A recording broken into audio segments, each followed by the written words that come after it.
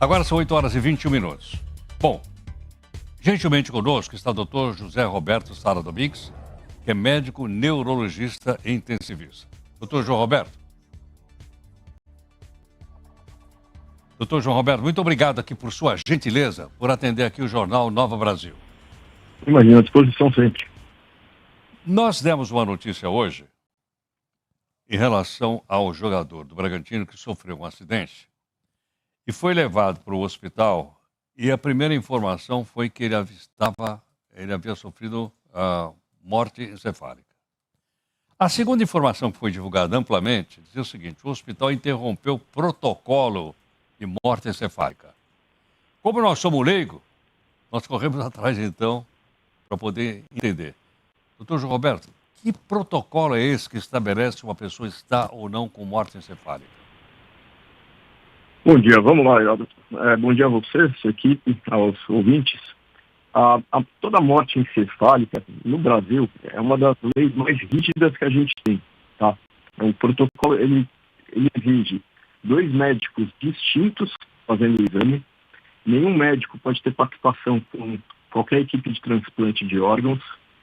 E, obrigatoriamente, tem que ter 2 exames de imagem, né? Um inicial, para ver se tem uma lesão que justifique o paciente estar em morte encefálica. Tendo esse exame, eu posso abrir o protocolo de morte encefálica. Esse exame ele vai testar reflexos neurológicos do paciente que estejam incompatíveis com a vida, né? Então, começa com reflexos, a luzinha no olho, ver se ele tem reflexo auditivo, e chega no final o reflexo respiratório. E aí, tendo 2 médicos avaliando o paciente, tem um exame complementar, que vai ver por Doppler transcraniano, eletroencefalograma, uma cintilografia, se tem fluxo sanguíneo cerebral ainda. A questão desse jogador é que ele tinha sinais de morte encefálica, mas que deveria ser aberto o protocolo. Aberto o protocolo, foram fazendo todas as etapas, estavam dando negativas os reflexos, então estava sendo a favor da morte encefálica, mas no último reflexo, que é o reflexo da tosse, né, no penúltimo, a gente ainda tem o último, que é o reflexo da respiração. Esse ele deu positivo, ele ainda tinha o reflexo. Então, assim, não tem o porquê o médico forçar o exame. Ele tem que seguir o protocolo que é muito bem definido e rígido no Brasil, né? Então, nesse reflexo da tosse, o jogador ainda tinha um reflexo, mostrando que não tinha morte encefálica completamente. Ele está no meio termo. Nesse caso, suspende o protocolo e volta-se a tratar o paciente, a recuperar o que ele puder ter de recuperação, né? Pode ser que ele fique em estado vegetativo, né, comatoso, pode ser que ele volte a melhorar em algum grau, isso ainda a gente não sabe. Mas o hospital já voltou a tratar o paciente como um todo. Doutor João Roberto, nós já estamos falando em tese, obviamente, né, mas sempre para a gente poder entender enquanto leigo. Quer dizer que, portanto, uma morte encefálica, ela não é brusca, ela é um processo que vai sendo verificado pelos médicos? Exatamente. Em alguns casos ela pode ser brusca, né, num caso de decapitação. Vai ser uma morte encefálica brusca.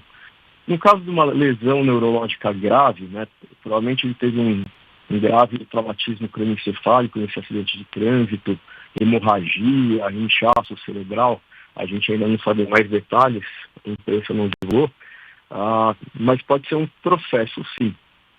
E aí a gente, na UTI, continua fazendo tudo que a gente pode pelo paciente, tentando baixar a pressão intracraniana, dando medicamentos anticonvulsivantes para tratar isso, e a sedação também, mas às vezes, pela gravidade da lesão, a gente não consegue reverter esse quadro clínico, e aí ele continua num progresso até iminentemente chegar na morte encefálica. Que é constatada depois de passar por todo esse processo que você explicou aqui para a gente, e tem, então, a assinatura de 2 médicos. Sim. No Brasil, sempre 2 médicos, e não no mesmo momento. Tem que ter uma obrigatoriedade de pelo menos, antigamente era de 6 horas, hoje é de 1 hora, mas de um médico não naquele mesmo momento os dois fazendo o exame, para ser uma avaliação bastante independente. Perfeito. Então, um dado histórico no Brasil, até hoje, nenhum paciente declarado em morte encefálica não estava em morte encefálica, pela rigidez do protocolo. Então, por isso mesmo, a equipe foi excelente. Viu que ele tinha um reflexo, para por ali. Não tem por que eu testar o próximo reflexo. E aí, dado a gravidade do quadro, viu que ele continua com sinais indiretos de morte encefálica, abre-se novamente um novo protocolo. Perfeitamente. Ficou claríssimo. E esperamos, logicamente, que o jogador do Bragantino recupere.